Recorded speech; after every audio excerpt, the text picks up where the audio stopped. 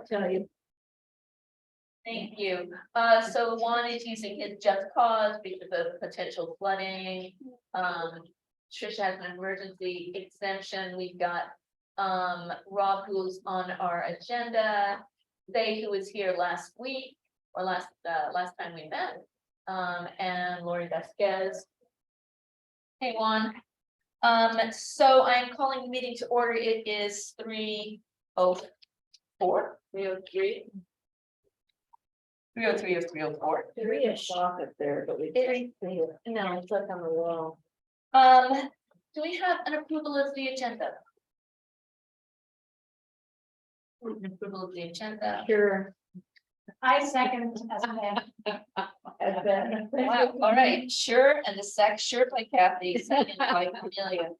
It is the Senate meeting before spring break. Yay. Is it not? We're totally young, so you say we skip that step. Yeah. We never even do it. Okay. Public comment, do we have any public comments? Public comment? Lori, did you have public comment? She just likes to- No public comment. No public comment. No, I do. Sorry. My brain is in scholarships at the moment. Huh. Completely. Yes. If you saw Paloma's email this morning, the C committee has now announced that the call for proposals is open.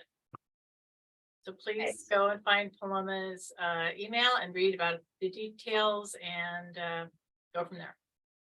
Thank you. That closes April 7th, I believe. Is that right, Lori? No. Later than that. Later than that. It's not in front of me at the moment, Okay. but yeah, Right. read the So email. Paloma's email, about C grants. Anyone else for public comment? No? Okay, all right. That brings us to the approval of the minutes. We have 2 sets of minutes. Thank you for those. Thank you, Margarita. Yep. Any corrections?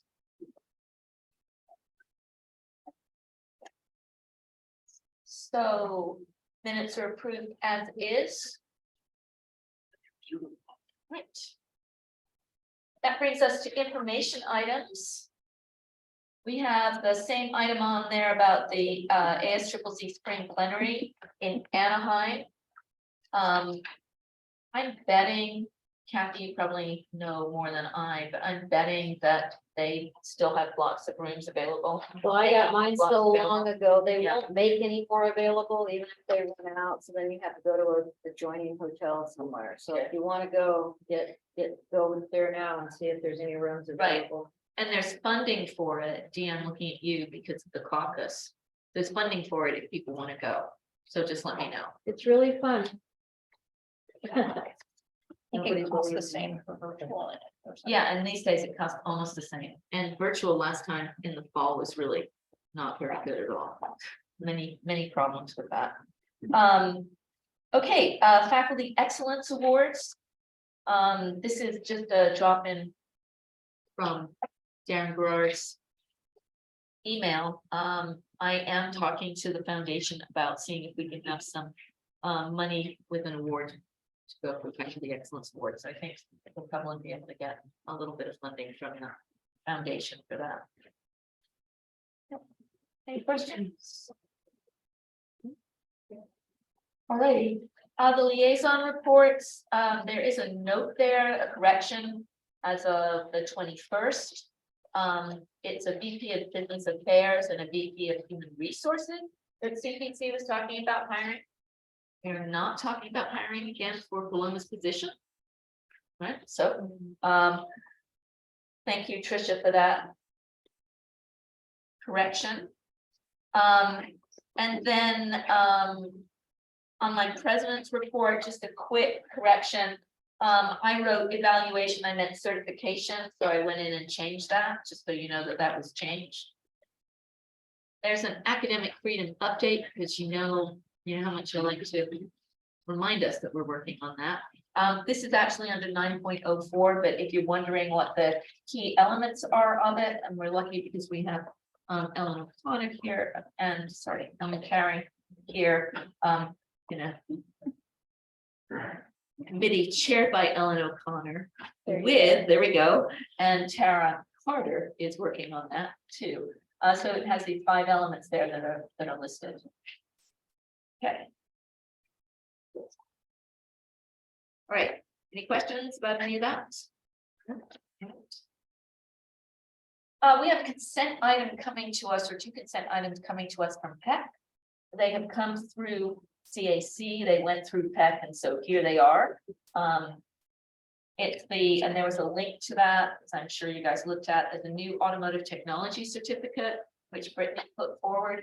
Pretty exciting. It's the first 5 required classes, right? And then from those 5 classes, they get a stackable certificate, and they can use that to go start to work in as tech service advisors. Is that correct? Yeah, so it'll be 3 actually. Yeah, a part of our issue was how the state measures success versus how our students measure success, right? They get the job usually before they've completed the certificate, so it appears that we're not, succeeding. So we've created a entry-level certificate, which is usually about where they gain employment. And then, so hopefully that'll be a different metric by which they measure. And then it will also hopefully help students get their foot in the door. Right now, the economy is so gangbusters where, everybody's hiring, but I don't expect that to last forever. And then they'll take the full complement of courses, which will be 5.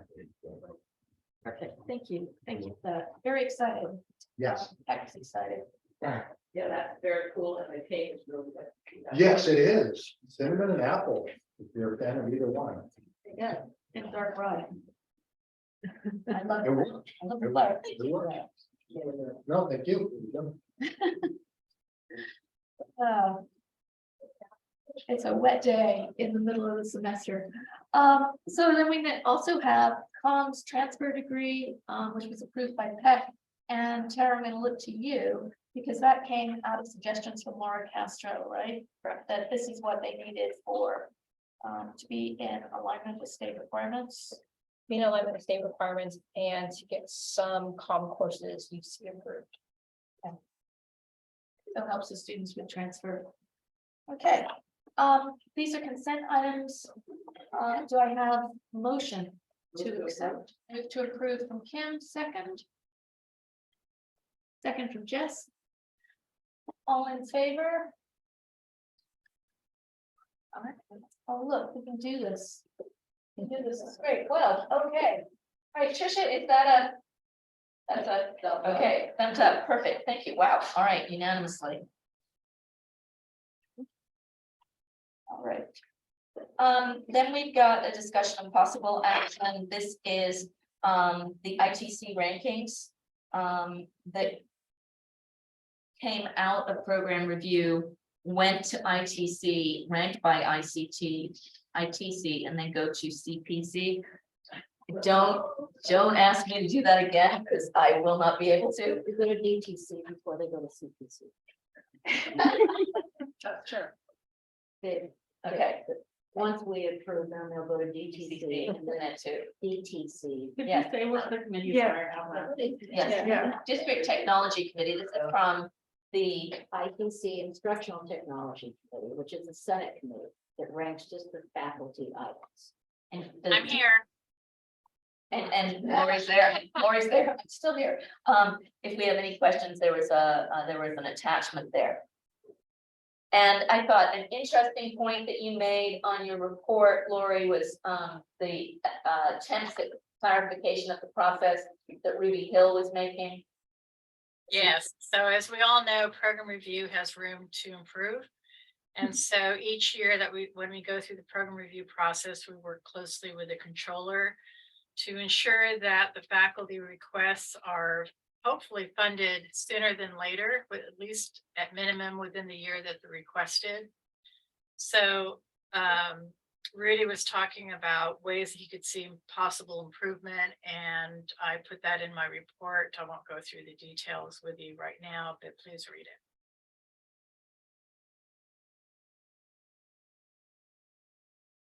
Any questions from anyone? About those rankings?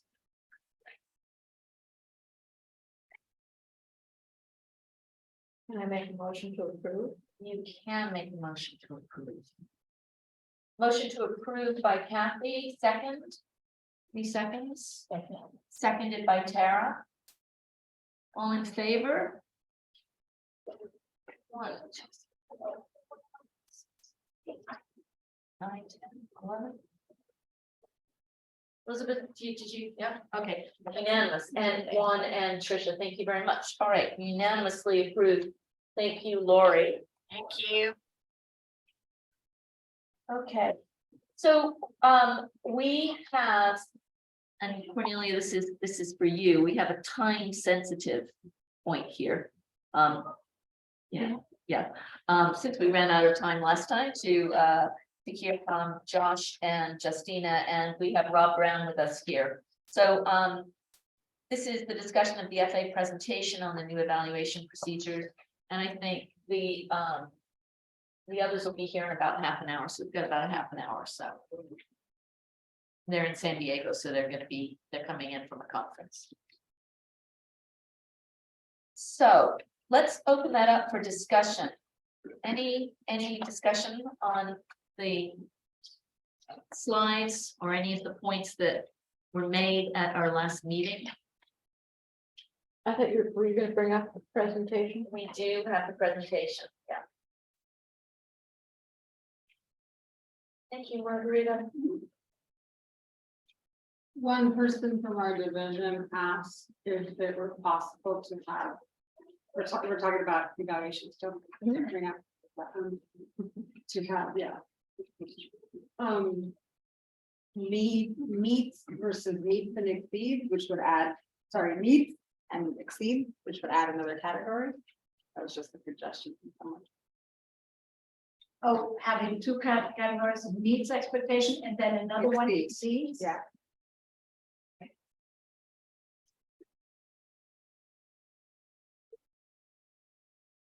Any thoughts about that's an interesting point I thought about something like that. Anyone else?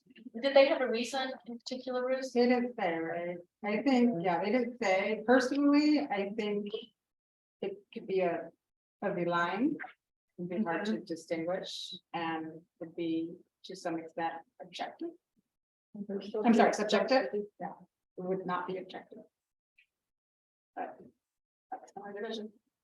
What is it now again? Satisfactory, But then you propose, meets or exceeds. but that's one check. Yeah, So basically, yeah, it's just like, Splitting it. yeah, to have meets or exceeds. Yeah, so I would be against that because I feel like it would be like, if I don't say exceed, I don't think they're good. Yeah. Whereas if you get it in the same one, you have your explanation below, all the cool stuff they're doing. So just, yeah, you kind of. does this tie into this question that on slide 9? Margarita, can you go to slide 9, please? Thank you. On slide 9, Cornelia gave us some questions. See on the bottom questions that the academic senate was may want to include. Do we need a rubric? If we had a rubric, would people feel better about those categories? We had a clear reason, a clear things that we're looking for. You mean feel better picking meets versus exceed? Yeah. It's a general question that goes specifically to the point that Ruth is making, but it's then also the larger question that Cornelia is asking there. Do we need a rubric? Well, I think there should be a rubric anyway. I don't think we need to, unless this body decides to split the top. Check, the top categories. We don't need to decide on or say anything about the rubric for those two. I think the first choice decision would be, do we split it into two? And then I think by default, I would hope we want a rubric. We've never had one, right? We've got the performance criteria that we treat as a rubric. So the question is, are we finally gonna I thought that's what they were talking about, the rubric for the performance criteria. Right, big deal. Can I maybe Yeah, add a point please. of clarification where this came from? So, we had, like, in evaluations, the question come up, how do the 5 different criteria weigh against each other? Is like, for example, the criteria where you are checked, where there's a checklist, if you put in your book orders, your final exam grade, and your drop process on time and went to all committee meetings, is that of equal or a different weight than are you an expert in the field? Are you an expert teacher? Right, and so we pose this as a question to the academics. And rubric was just like one of the ideas that, so we wanted to throw it out. Jess, do you have an idea? Well, I wanted to comment originally on the like splitting it up, because I feel like it might make it more complicated in. If one does not meet expectations, like let's say because we get evaluated like 5 or so, whatever times before you start tenure, and it's every so often after that. And so I think the really big ones are those ones, and so if you meet or exceed a couple of them, but then you don't meet one of them, then that sets you on a different path, right? And that if you have an exceeds and then does not meet, then does that like knock you down one? So it's like you're Or does all it right, you balance out? exceeded before. I just feel like it might make it more complicated, and I think we should not have that, but that's just my thought. It could make it more complicated. You might have to like rewrite some stuff. Well, while we're staying, let's stay on this for a moment. Anyone want this? Anyone feel like this is a useful thing to have an exceeds and then a meets and then the other two? No, No, I'm very comfortable, I'm with Jess on this one, but. Okay. I mean, it does seem like we're rising to mediocrity, but honestly, it's satisfactory is, I mean, it does feel that way when we say satisfactory. But I think we all understand what it means, we're meeting expectations. Right. You're like. Variations on that, right? Means Just you're at enter- least average, which most people are. That's our vision. Sorry to break it to everyone. I'm not a math expert. I would just add to, by having split, we're really widening the gap there for bias. Yeah, And as we talk about needing a rubric, we got to really think thoughtfully about including anti-bias into that rubric. People do have different approaches and styles, and we all know that there is a bias in our evaluation process. So in some ways, by creating, like, these are the people who have shot for the rainbow. These are the people that are doing the bare minimum. It'd be interesting to see, like, well, who's getting that Why? bigger accolade and why. Hey, Kim and then Ellen. I was gonna say, I didn't know, Russell, if you were arguing against even adding the meets or exceeds. I am arguing against that. Right, Yes. yeah. So I mean, I'm fine with having meets or exceeds personally. I don't think it's, just because it's true that meets is a little kind of bleak in some ways, so, but not splitting them, I definitely, I think we all have consensus on that idea, not making separate, but to have it in the meets or exceeds as one category that then gets elaborated in the write-up would be, I'm comfortable with that. Seems a little more enthusiastic, but Ellen? Yeah, I'm fine with the terminology of meets or exceeds as one category rather than satisfactory. But I don't support separating them into two for some of the reasons that have already been said, but also this is related to what you were just talking about with bias, like who tends to get an exceeds expectation, but also who tends to be expected to exceed expectations. Sure. I think that, I think it would be problematic. Like, I think exceeds expectations would become the new standard. Right. And that's not fair. If you're really only, expected to meet them. Yeah.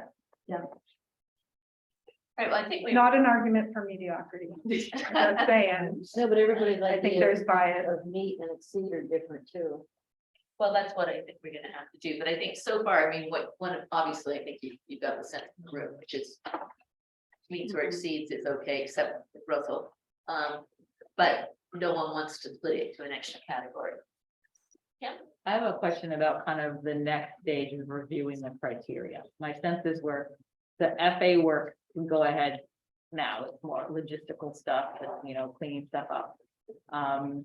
But then I think trying to set a timeline of reviewing the criteria, but not, pressure ourselves, it has to be ready. I don't think it could be ready by fall anyway, but I think this is a really great time for us to start to work on that, to like redo the criteria, but I think we could still do this other stuff first. I think that's a decision we need to make. Like, do we approve it?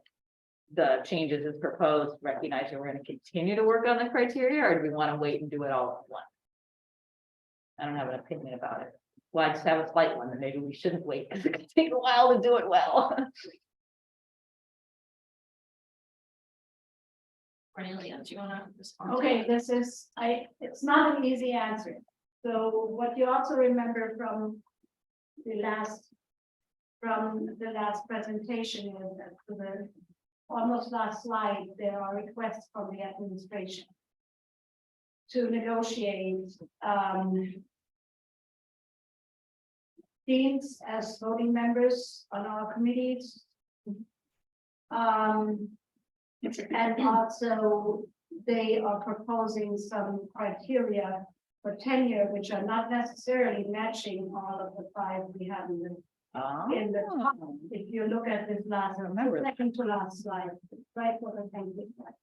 So, and here is, I mean, I have to disclose that because otherwise I can't really argue it. So we have at the moment the situation that the faculty association and the district are negotiating over several items. The district has brought forward a proposal for COLA. That proposal for COLA will only be valid if we reach agreement on 4 other items.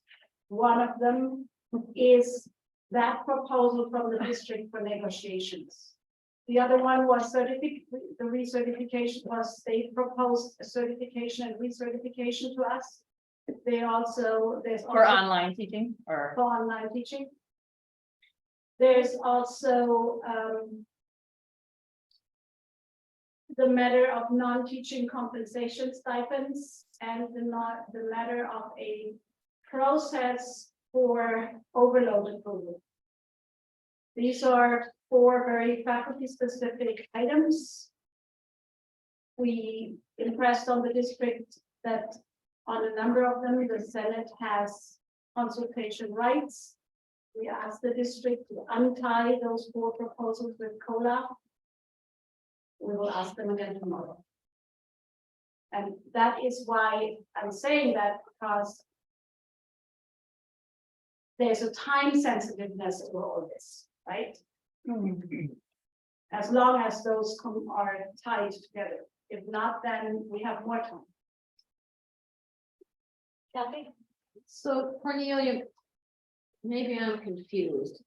Is what you're saying is that these next steps that the district wants to impose as far as evaluation? No, they want to negotiate. Not impose. They want Okay, to negotiate. but negotiate based on whether we're gonna get COLA or not? We have 5 proposals on the table. This is one. They wanna tie all of those to, Or and COLA. if we agree to whatever you negotiate in those 5 proposals, to whether we're gonna get COLA or not?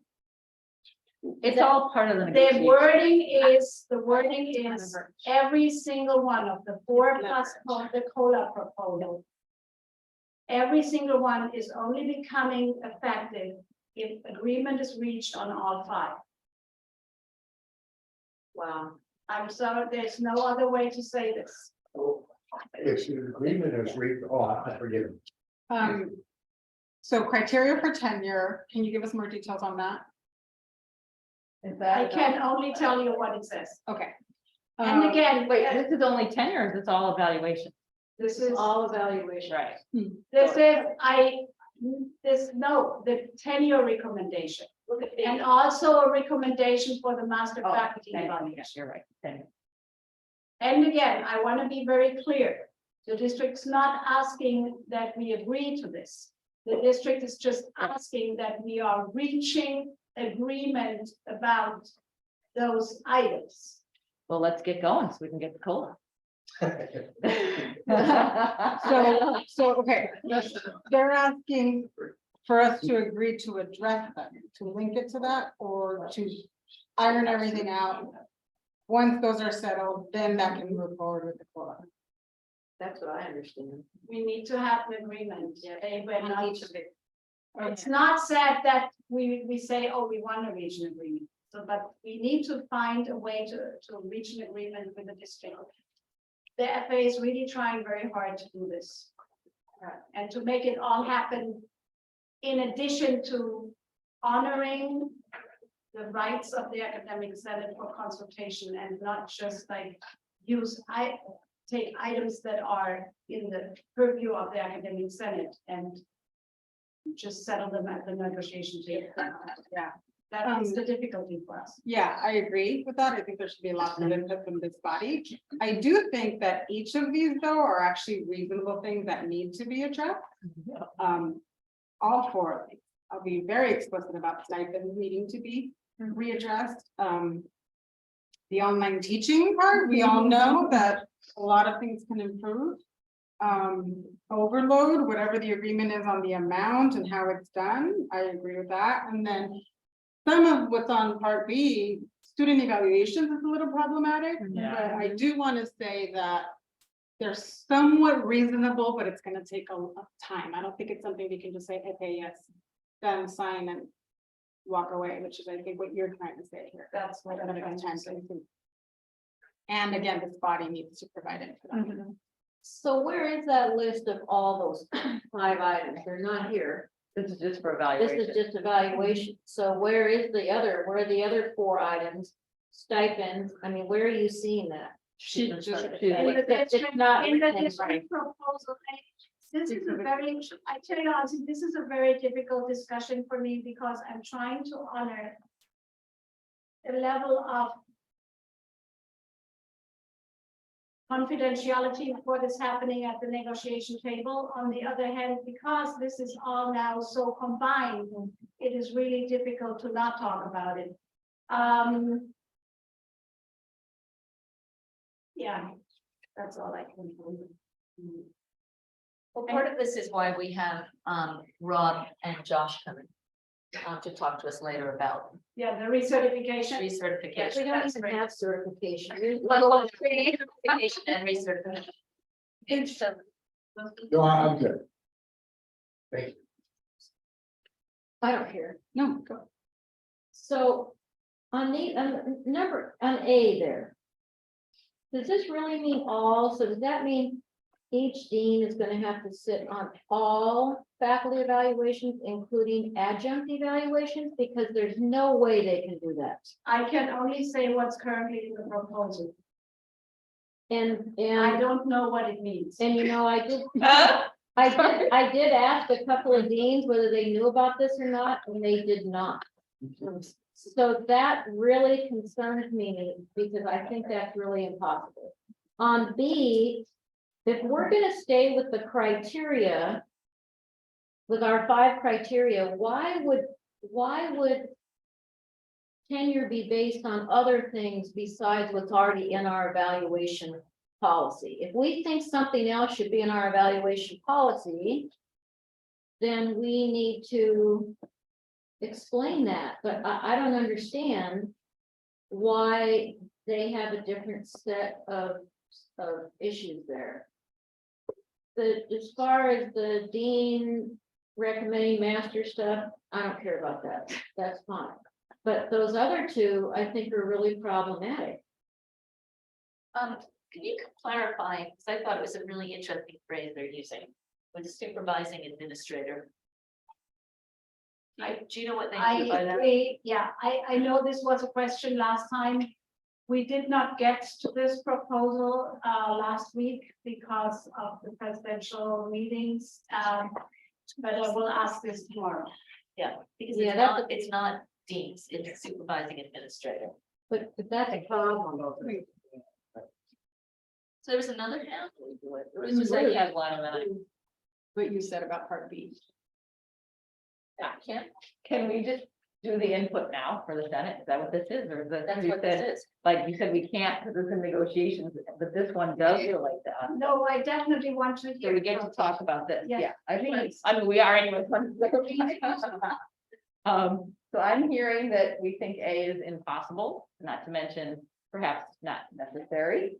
I think we're hearing B, no, change the criteria if we're gonna do that, but they wouldn't have separate criteria for tenure versus just like all our evaluation. And then C, we heard one, who cares? Well, I don't care. Yeah, so I think the C one is simpler, but are people feeling that's kind of what they're hearing in the room as far as their thoughts on A and B?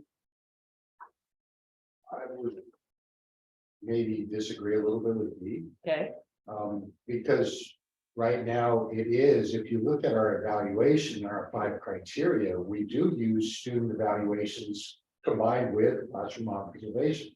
Those are already the meat and potatoes, right, of our evals. There's a question, I don't remember what it is, 2 or 3, faculty professional commitments, what are we doing? Am I on the Senate, am I a chair, whatever? That is a part of what is already being evaluated. The same thing with professional development. So they're wording it differently, but all of these are already on our 5 items for evaluation. Not student evaluations explicitly, I mean, they're part of it. No, as that combination, so part of we it. use them as evaluations. I always in my bottom, students said, Yeah. evaluator said. Right. Right, so it's still broken out into on each of my evaluations. Right, but Right. the way it's listed Different. here is explicitly That's right. one of the, in fact, it's listed first. Right. I get it, but what I'm saying is, again, within my department, our policy is we do both and we separate them out. Right? Yeah. Not the So point. this is Yeah. what your professional observed, this is what your students are experiencing. Right, but I think what we're saying is, what I'm gonna say here is, if we are using this. Suppose a group of students, for whatever reason, they don't like the professor, but the professor's very effective, they're learning, the professor's doing what they need to be doing in the classroom. The student doesn't need to like them, ideally, they get along, they have a good relationship. But then something like this could be used again. That's right. So this is, let's not Get that. forget all the bias in that. Hello, The second thing is, we just don't have students going in. Well, Thank you, sorry, Kate. Yeah, thank you. One and then Tricia. yeah, please don't forget about us. First, we can't see the criteria. So, I mean, we're listening to the criteria, so I know there's 5 items there. And that's the first thing, we cannot listen to the criteria. I know you have a distance certification as part of the evaluation criteria. Keep in mind that some of us went through Moodle training, the workshop, and then went through Canvas training. So we already had some training. And if we're going to be certified, then there has to be a stipend there. There has to be certified or recertified, whatever you want to call it, you have to keep that in mind. Some of us went through the Moodle training and the Canvas training. And if we're going to be asked to be trained again, then there has to be some type of compensation. That's the issue I have with the distance education certification. Okay, so we were talking about the last or the penultimate slide on Cornelia's presentation, which I sent to you guys separately, I think twice last week. Okay, So that's the slide we're on slide 16. We are absolutely gonna circle back to certification and recertification. So thank you for that. okay. Thank you for calling out, since we didn't have you up on the screen, sorry about that. Tricia, yeah, Tricia? Oh, this is just like kind of a minor point or semi-minor, but I noticed it's saying, the slides are saying all faculty, but I don't believe it applies to non-credit because we have developed a separate kind of faculty evaluation. So I know we kind of would say piggyback on some of them or use them as a model or vice versa. But I just wanted to say that if it isn't for all faculty, that it just say all credit faculty or all credit part-time faculty, just to clarify. Elizabeth, she's not gonna speak. Yeah. Okay, thank you, Tricia. I have my answer. She has eyes in the back of her head. All teachers do. Oh, yeah, I just wanted to say that I agree with what people were saying about the evaluation thing about, you know, you don't have to be liked or whatever, but I also want to point out, like, I evaluated someone. And because their evaluations were online, which apparently is different from their permanent department somehow, don't know why. Like 7 people, right? Yeah. Like, No, that happens all. Read this, not like at all whatsoever. And there's no process for that, by the way. It's not. Nobody knows whose it's not- responsibility is to say, hey, Right. evaluations are going out. Is it your observer? Is it the So instructor? we Is it train someone people else? in that. We do train Yeah, them on but that. there's a lot of confusion. A lot of training. Yeah. And And last then- year there was a problem with Interesting. the codes. Cornelia, this is a question for you. Yes. When it comes to the evaluations, and especially when it comes to evaluations for tenure, do they look overall at the 4 years? Or are they just looking at the last semester, do you know? For the probationary, it needs to be all previous evaluation needs to be shared with the committee. For everybody else, only the last one. So the tenure if you are asking about year 4, Yeah. they will have all previous evaluations present as well. So that's at least gives people a slightly clearer view. Kim? For me, the principle here is you don't have different criteria for tenure than you do for evaluation. You have a satisfactory evaluation the Right. previous years, you get tenure. So and the idea of separating it out just seems like an invitation for bias and inconsistency. So I think I think it should be whatever the criteria are. Yeah. So the fact that they overlap is irrelevant. And so I feel I'm just very strongly saying that I think that is a very bad idea. And that's what I'm hearing from people too so far, overall. I mean, I agree with you, Russell, that they're similar. But that calling out of the evaluation, but any difference, it just invites confusion. I mean, you're evaluating them, so we have the same process. Kathy? So the other thing is, having, and I'm a little worried about the terminology of supervising administrator. That's a little worrisome, because I don't know who else that would be except a dean, unless they're gonna insert somebody else into this process. The other thing is, do we want them as a voting member? So what happens if your dean says no, but the whole faculty committee says yes? Who wins? I mean, it should be the faculty committee agrees, even if the vote isn't, unanimous. But if it's in favor, then that should be what goes forward. So does this mean that the dean could overpower that, or if the vice president could overpower that based on their evaluation of these things? I mean, that's where it's done, how it's done everywhere else, in most places. When you think about tenure, administration has a say in this. Well, I don't like that. Well, I'm not saying I like it, I'm just saying in terms of like the incentive structure. That's there, so I can see why they're asking for this. I have an issue with some of the things listed here. I don't want there to be this 2-track thing, Right. but I can see why they're asking for that part. I'm not Then saying I like it. then they should really clearly articulate that the faculty committee is not going to be the deciding voice. Instead of coming around the bend a little bit on this. So that'll be like the requirement, just to get to that stage. But I think what we need is clarity, right? Because we're imagining that we know what they're I saying. just want to get We don't necessarily know what they're saying here. So the question would be, how do A and B intersect with each other? I want to ask Ruth, okay, so what you mean is, we just recommend, then the board, like they. Well, I'm not decide to saying do I it. want that, I'm Right. just saying No, you're that talking about this that is is where it the happens everywhere, right? The process, Right. the faculty say, yes, you're moving this Right. person forward, and then administration says, okay, go. Right. Or administration says, Correct. no, they do reject them that have full approval and other places. We hear about it in the news all the time. Sure, it's a big deal, they have to really prove it, and then they get sued, but they have that option. Yeah, but just to endorse different criteria off the bat, I don't think we have to Right. do I that. think in It's terms of very the bad. criteria, so now kind of going back to what Russell was saying, I see what you're saying about these criteria kind of being good or effective, except for student evaluations. But I don't think there should be two tracks. I think if we're gonna do this, I'm reading them. These are valid ones, classroom observations, faculty professional commitments. Are you putting in the service you're supposed to be doing? Are you actually leading that club? Or if there's an open Senate position, is this one being filled in your division before someone's taking an easy club advisory role, right? Demonstrated commitment to professional learning, like you're actually, I think the way they're wording these, I think they're very good criteria. But they're already in our criteria. They're already included in the 5 criteria we have. Hold on. So my Uh-huh. question maybe for Cornelia is these new terms that are being presented, they're hoping to use to replace that or to add them on top of what we currently have? Can you speak to that? I don't know. Okay, because I think that would be clarifying, because I do like the way some of this is worded better than what's in our words.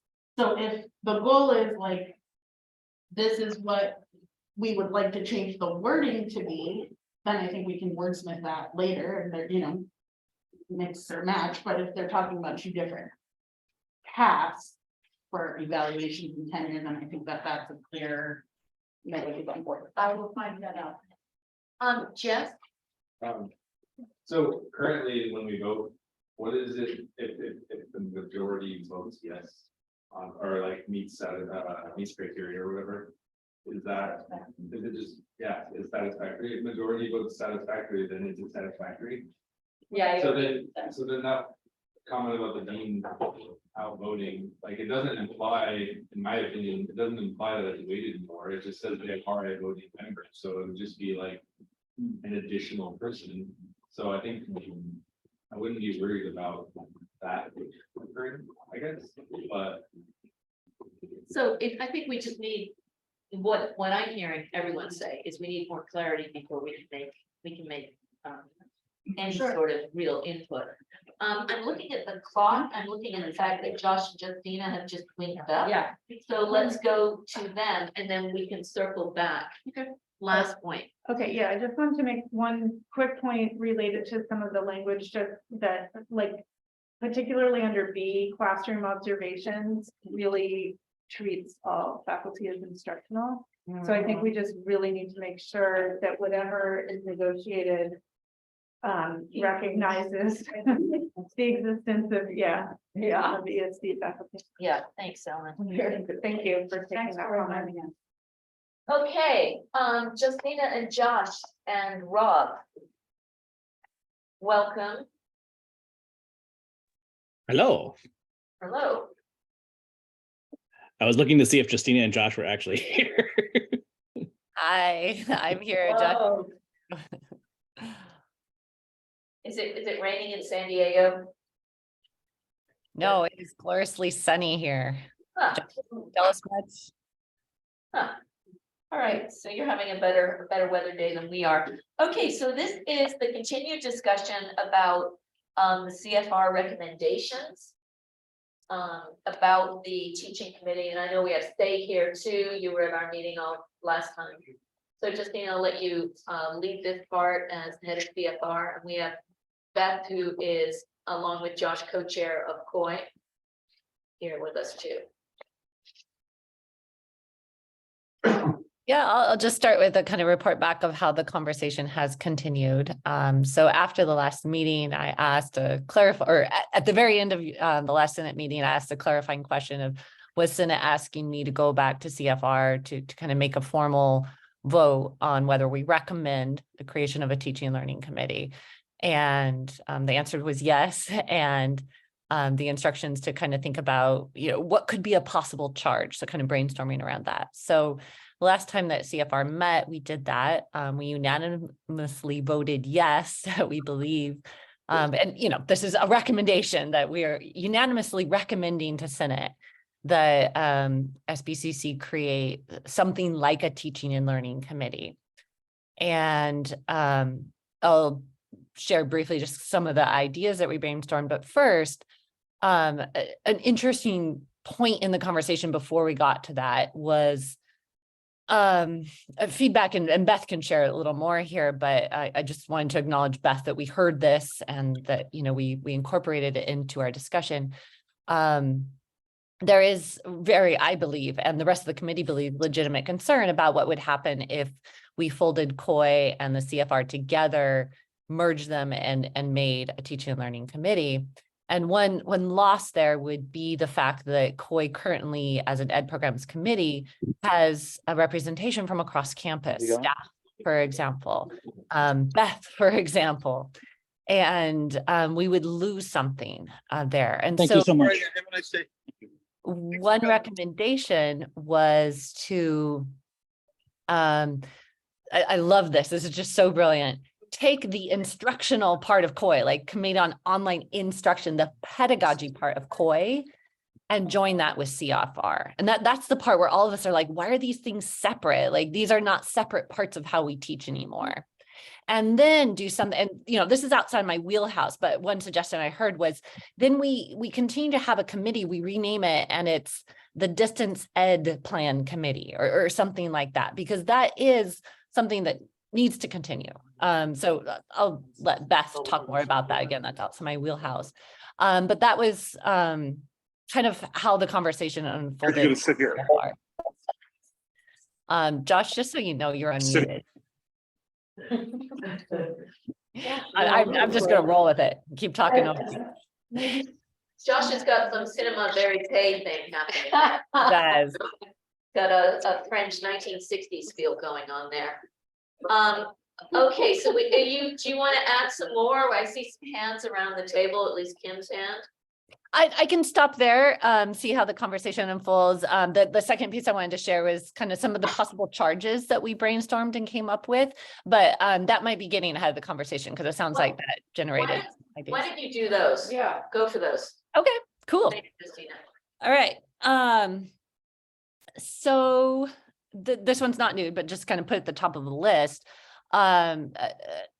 We need a faculty body, like faculty-led body, to create an online teaching certification process.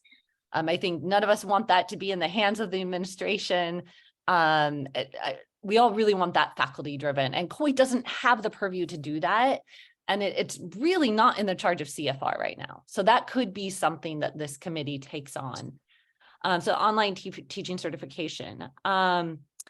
This came up in the last meeting, creating some sort of mentoring system for faculty. And if it's for new faculty, it can go both ways, right? We can use our new faculty as mentors, maybe for, older faculty.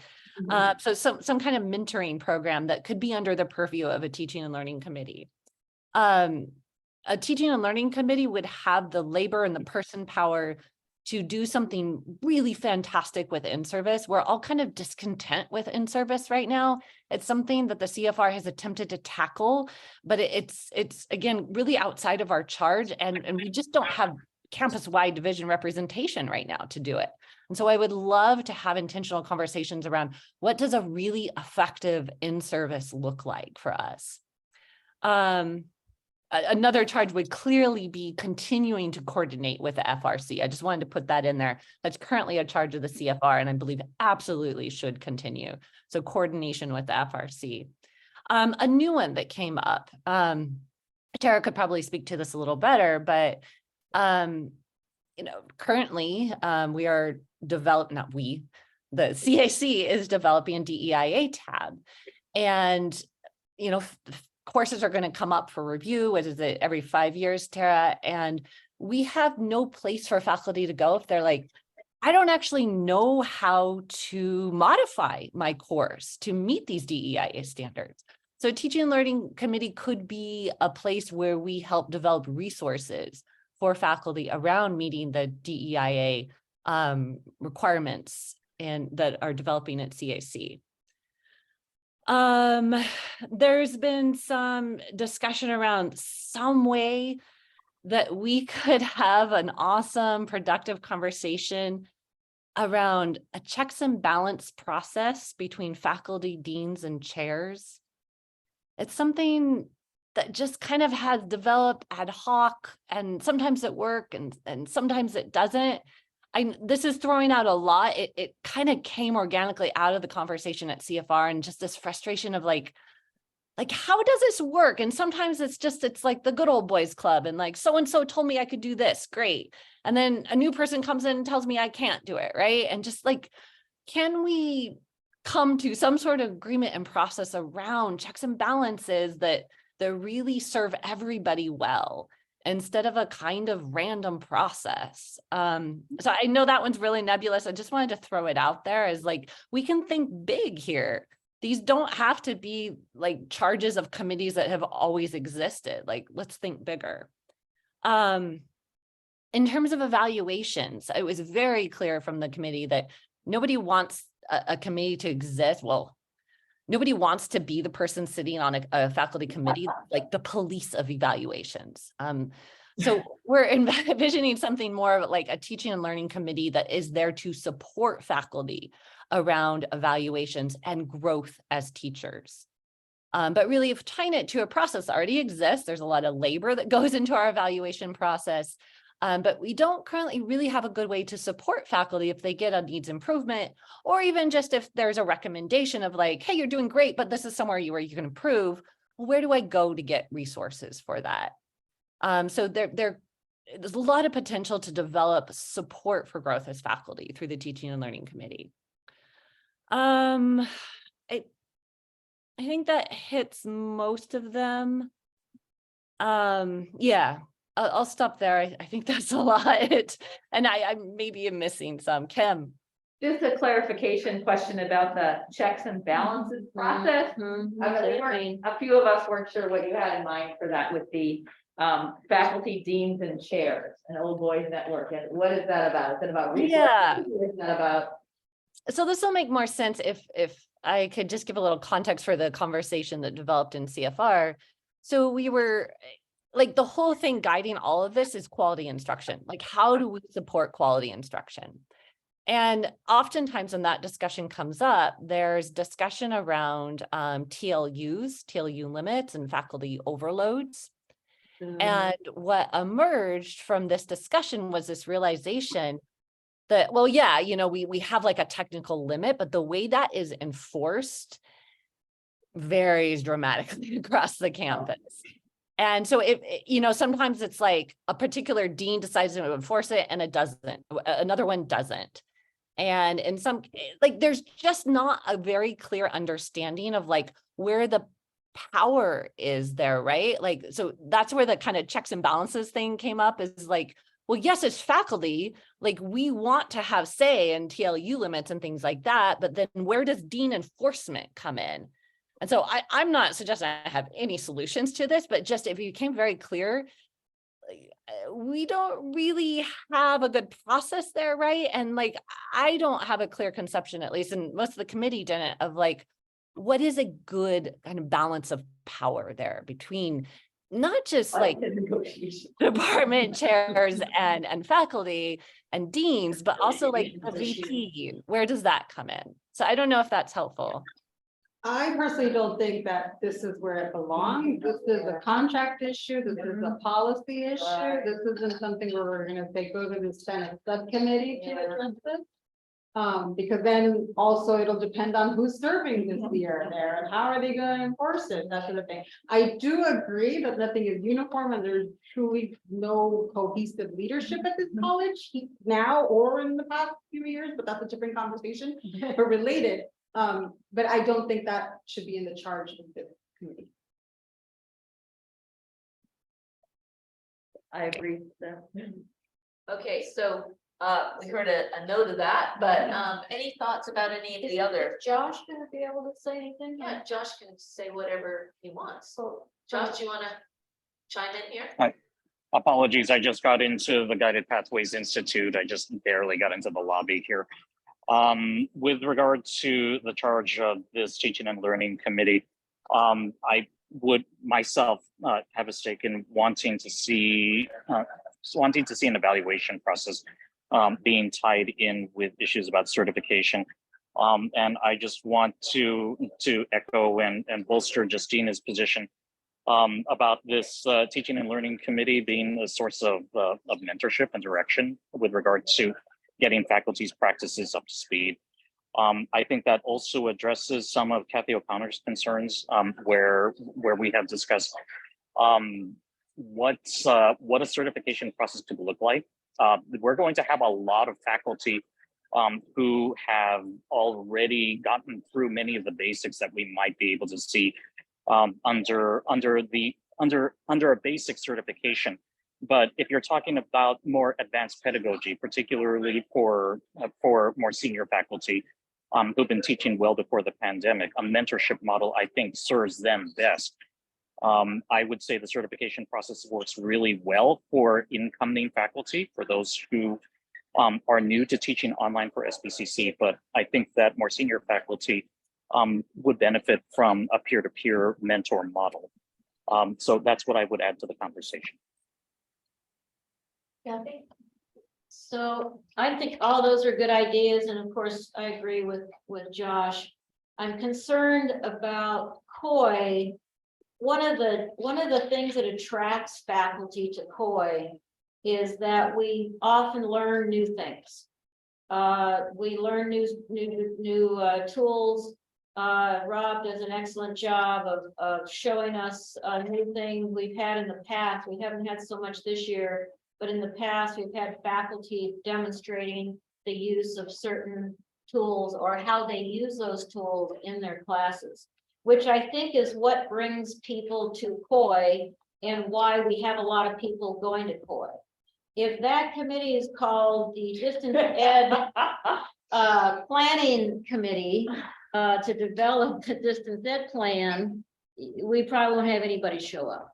So I think we need to be smart about how we divide certain things. We don't want to overwhelm the teaching and learning committee either. So I think that's another thing, Justina. All those things sound great. I don't know how you're going to do all that effectively. So it might be that we tease out some things that stick with COI, which is a campus committee. So there can be 4 people from one division, be a member of that. Whereas you're talking about CFR, that's 1 senator per division with probably some at-large spots. That's not very many people. And you're assuming every division's gonna send somebody. So I think those are just some of the technicalities that we need to look at. And I think probably COI should have another discussion, Josh, about what does COI think they would like to do, and then share that with CFR. And I know you already had some preliminary discussions that I couldn't attend, so I apologize if I missed some of that. So I'm gonna let Beth or Josh, Beth and Josh and Beth, respond to that, whatever way you would like, as co-chairs of COI. Sorry, Beth, did you want to comment first? Just to respond that that is in fact on the agenda for this Friday's COI. Specifically to talk about if this change takes place, then what does COI see as still the remaining purview of that group or the group that replaces it? Okay, Josh, do you want to add anything? Yes, and I agree. Again, there was some discussion, nothing solidified about whether or not COI and CFR would merge. There were some concerns because we do have some classified staff who do attend COI. I don't necessarily see the need for them to be merged. But again, what its charge would be separate of this Committee for Teaching and Learning would need to be clarified. Also, although this seems only like a superficial detail, but the very name of COI itself, as a Committee for Online Instruction, as our modalities are bleeding into one another, Committee for Online Instruction, I think, is outdated. But that might also guide whatever COI becomes, what its charge will be. Yeah, and COI is what, over 20 years old or around 20 years old at this point? So all of our committees are CFR. Right, we're gonna go to the table and then come back to say, because you were here last time, want to hear from you. Ruth? So a few things. So just to clarify for everyone, it's currently 3 bodies, right? We've got COI, which is falling under ed programs in which we have a lot of faculty input, and it's basically faculty run for the most part. And ITC, whose charge is to review instructional technology, folks, correct me if I'm wrong, in consultation with COI, and then DTC, which is IT resources for the college, like Gmail and that sort of thing. Servers, right. And so DTC, we definitely can't touch. ITC, we need someone to be focused on that. And again, all of this falls under admin. COI, we had previously, prior to this Senate, we had talked about splitting that, talking about how we need something that's taken, run by faculty, which is what you're discussing here, and undoing COI, but still having teaching and learning folks. This is what we call it, consulting, of course, with ITC, because we have to some extent with DTC as well. So I do want to say that this is an old conversation. This has been brought up multiple times before. The previous Senate body was trying to address this. So I do want to give credit to Dr. Napoleon for all of her efforts on this. And I also want to say that when we talked to Dr. Ralston about this, and we had requested that we take it out of ed programs and convert it into something like what is being proposed here, she was actually open to it. And Tara, you can correct me if I'm wrong, because this was that steering. It wasn't something I think that we were moving on as a top priority at the moment, because, but it was something she was open to. I just wanted to put that out there. Thank you. Yeah. I don't want to end with this, but I want to get clarification. But then I would have raised something else. Justina, is your sense that it's a brand new committee, or that CFR is doing some of this charge? This committee, that when you guys said, yes, we need this committee and here's what it would do, it's another committee. We're looking for another committee with full divisional representation. Want clarification? CFR would no longer exist. Oh, so, okay. Yeah. Thank you. No, we're not wanting to create another committee. Thank you, that was unclear. Woo, okay. So Sorry, now- yeah, please spread that loud and clear. It's the number one place people get confused. Okay. Yeah, because the whole Beautiful. point is to be more efficient, to use the limited labor and resources that we have in more efficient ways. Yeah. So what I wanted to bring up, I was co-chair for a while on COI. And I found it so productive to have a committee that was, the FRC has a really important role, and the administration, because it's about resources. It's also about, the FRC is on top of all this new stuff. So I would be concerned about pulling out the teaching elements of it. And what I'm thinking of, that A4A committee's been talking a lot about sort of trying to just bring more collaboration into our structures.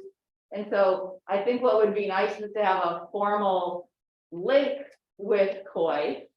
And kind of, I agree with what Josh said, the online instruction is now like kind of all instruction to a degree, but not really. Fully online is still really different from face-to-face and hybrid.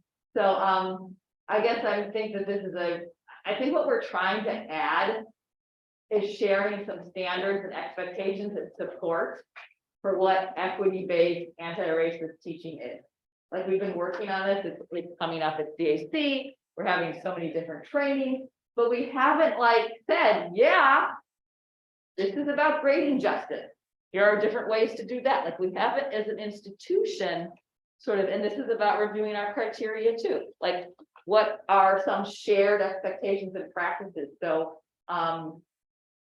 I think that I think I'm done, but it's just that sort of I would also be worried about taking the teaching emphasis out of COI. Okay, hold on. I want to go to Stay, because you've been here for a meeting and a half without saying anything. That's okay. Thank you so much. For those of you that don't know me, my name is Say Dempsey. I've been teaching here for 22 years as an adjunct, and I also work in the FRC. I'm just here to add a voice to Justina and her energy that she wants to, that she's putting forward to make our college better. I just want to give you quick 3 examples of what I just experienced just this one semester. Very quickly, we had an instructor who just got hired 2 weeks before classes started. He had worked at other schools. He taught face-to-face at other schools. He was given an online and a hybrid class. He had never touched Canvas before, and he was given 2 weeks to build his class. You guys went through the pandemic. Some of you went through this experience, so you know what he's like. We have another instructor who has never taught before, never seen Canvas before. She was given an online class. She was given a little bit more time to work on it, but she has no experience teaching. None of these, and then we have a third one that I met last week, just right, you know, the day before, and she was a new instructor to Santa Barbara City College, and she was teaching online. I did give her my contact information here at FRC, and she said, you know, I feel like I'm just out by myself learning how to teach online. Because nobody is supporting her. When people come in, we support them, but honestly, we do need to have some certification. And if that means that the instructor that was here 2 weeks before, like that got hired 2 weeks beforehand, can't teach a class, I'm sorry, but Santa Barbara City College is one of the very few colleges in the CC system that does not have a certification program. I've seen plenty of classes that are not Section 508 compliant, not even close. We stand a big, like we're out there swinging in the wind as far as lawsuits go, as far as this go. We need to like cover our arses about this. And if Justina wants to take this on, I highly recommend we support her and make it happen. Poor Justina, she's gonna retire from that committee. I didn't know Say was gonna say that, by the way. No. I don't know. I think for me, as Senate President, the thing that's really important is that teaching stays rooted with the faculty. How we judge teaching, how we certify teaching, that's what we do. We know that better than anyone else. And we might disagree in terms of departments and so on and so forth, but we have the students' interests at heart, and that should be driven by us, and that should be driven by no one else in my mind. So I think this call for the certification to be rooted in this, possibly in this committee, and this is what Rob and Josh will talk to us about in a moment, I think is really key. And we're at this turning point, right? We all know that we're there.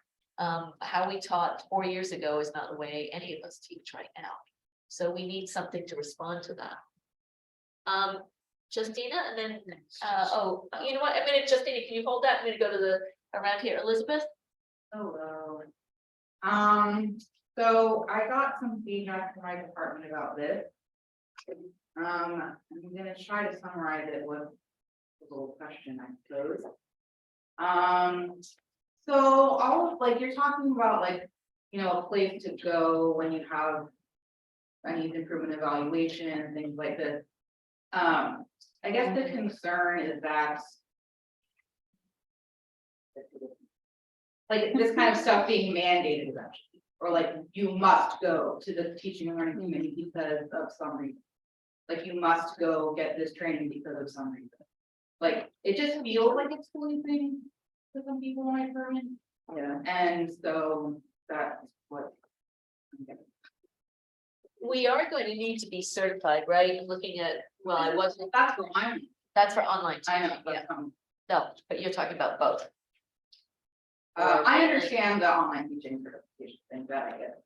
But I'm saying, like, I'm an instructor, I get a needs improvement evaluation from my math faculty. Like, is the committee on teaching and learning gonna be able to say, come in, like, look at their stuff, be like, well, you didn't do this. It's an So you have to do that. You know what I mean? And that's not part of the evaluation process anyway. Okay, It's just like recommending, like, yeah, that's fine, but I'm just wondering if down the road, if it's gonna be like. The committee is gonna have the power to be like, well, you kind of have to. Blah, blah, blah. so recommend versus require. Exactly. Yeah, okay, but thank you for that. Ellen? Okay, speaking as a longtime member of COI, I also love the demos of the new tech, and there have been many things that I've explored for my class because of that. And I think back before the pandemic, those of us who went to COI were people who were teaching online, which is a small minority of us at the time, and were interested in those things.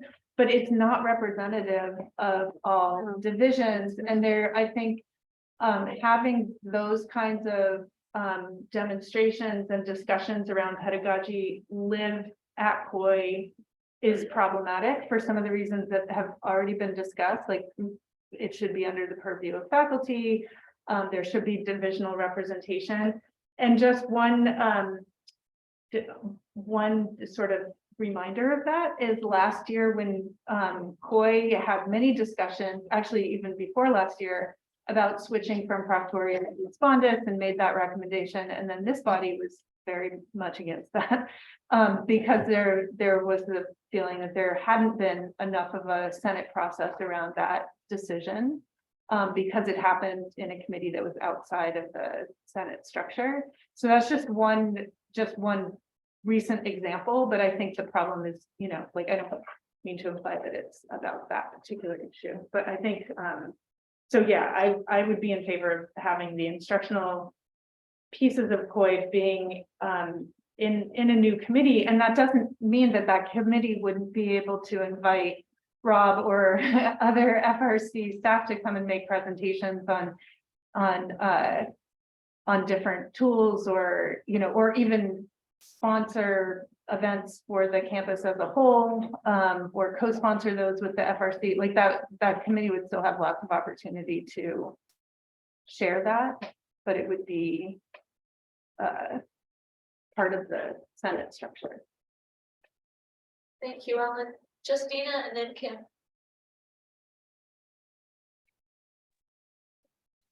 Two things, Ellen, well, three. Ellen, that came up in our CFR meeting. I'm so sorry, I forgot to mention that example. And there were a couple others that I just wasn't familiar with because I wasn't really like engaged in campus leadership yet, but they're like very specific examples of that, where like these instructional and pedagogical discussions need to happen in an academic Senate subcommittee. So thank you for saying that. Secondly, I encourage everybody to look at the University of Richmond in Richmond, Virginia, their teaching and learning center. It might be called faculty professional development, something around that. It is absolutely gorgeous. It will knock your pants off. And it kind of made me a little embarrassed because the University of Richmond is an R1 university. Their thing is research, and they're blowing us out of the water in terms of instruction, like quality of instruction and pedagogy and teaching and learning. And I looked at that and I just like literally like went into a daydream. There's so many amazing things that we could be doing. So I feel like I'm not representing a robust enough vision right now. But one thing that I wanted to add under there is we clearly need more support for adjuncts on this campus. So thank you for bringing up those examples. And it's, I think, a little more obvious right now in the online world, but it's happening for adjuncts teaching in person because the vast majority of our in-person classes are falling on the shoulders of adjuncts right now. And there's no onboarding process for adjuncts, for example. I'm hearing atrocious stories of adjuncts just being thrown in. And where do they go for support? Sometimes they have chairs that are helpful, sometimes they don't. And so I could envision this also being a space that really becomes a good resource for our adjunct faculty. Yeah, I think that was the three things that I wanted to mention. Thank you. Questions, any other thoughts? I had my hand up before. I just want to jump in and say, my experience, COI has had divisional representation. So I don't know if that's changed, but when I was chairing it for that time, we did have divisional representation. They talked to their division reps. You know, we report to Senate. They ask at their divisions, and that was a very tough time.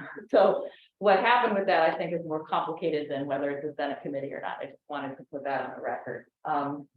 And then as far as the adjunct support, I am wondering if this could be an opportunity to try to get funding to support adjunct participation on this committee. I know that's been an ongoing issue for us as a campus. We do have some adjuncts who want to volunteer their time sometimes on committees, but I think that is a, given the percentage of courses taught by adjuncts, I think that would be a really exciting opportunity to maybe try to use some grant money or something, at least for a while, to support adjuncts as mentors and as giving feedback at this stage as we try to come up with some more shared practices. So it'd just be an idea to throw out there. I had one more idea, but I forgot now. I'll raise my hand if it comes back. Right, Trisha, and then Yeah, as you were talking, it was reminding me of, and again, UCSB, I was part of the instructional development department there, and it was similar to adjuncts. And we were there to support teaching assistants who do a lot of teaching at the college, at the university, of course. And so it was a resource. We did sort of pre-evaluation, so to speak. So I was just thinking that would be a good resource. And I appreciate you mentioning having adjunct and part-time and non-credit possibly a part of that as well. That it was, you could have a peer come in and watch your class, and it didn't go on your permanent record. It was just to give them feedback about what was working, what suggestions you would have. And we created resources, again, peer-to-peer resources. So I think that would be a really valuable resource or tool for all, especially adjunct faculty. I remembered my last point. I jump in and say it or you're this far. this far. The issue about hiring adjuncts and not having support, I thought that was a department chair responsibility. But I just sort of wanted to understand how that happens and how they don't get support. I mean, I know we're all too busy, but isn't that like, I don't know. I mean, the committee is a great idea, but like, I feel like the first issue is like the chair. And then you like hire them and you get a mentor, so I just want clarification of that. Is that really? I think that's on paper, but it clearly doesn't seem to be working. Well, I think that's just an issue to get out people about. Aren't there divisions or aren't there departments where you are the sole faculty member? You could be brand new and also be the chair. Yeah. So then that's. Usually adjuncts aren't chairs. No, he means if you're a one full-time person. Yeah, I was gonna say that about like part-timers, yes, they need support as well, but if you're brand new and you don't have many people in your department. Or you're all new, then you don't have any seniority to go to, so you need that support as well. But then if you are the sole member of that very small department, then you need that as well. Russell? Yeah, so we just hired that exact example.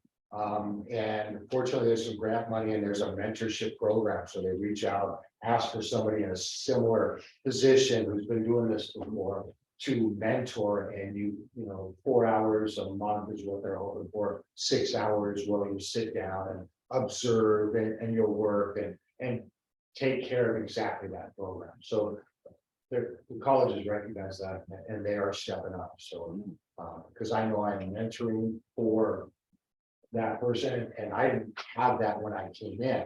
So if you're in one of those small departments where you're, just exactly that, I was chair my first year, it just seems unreasonable, right?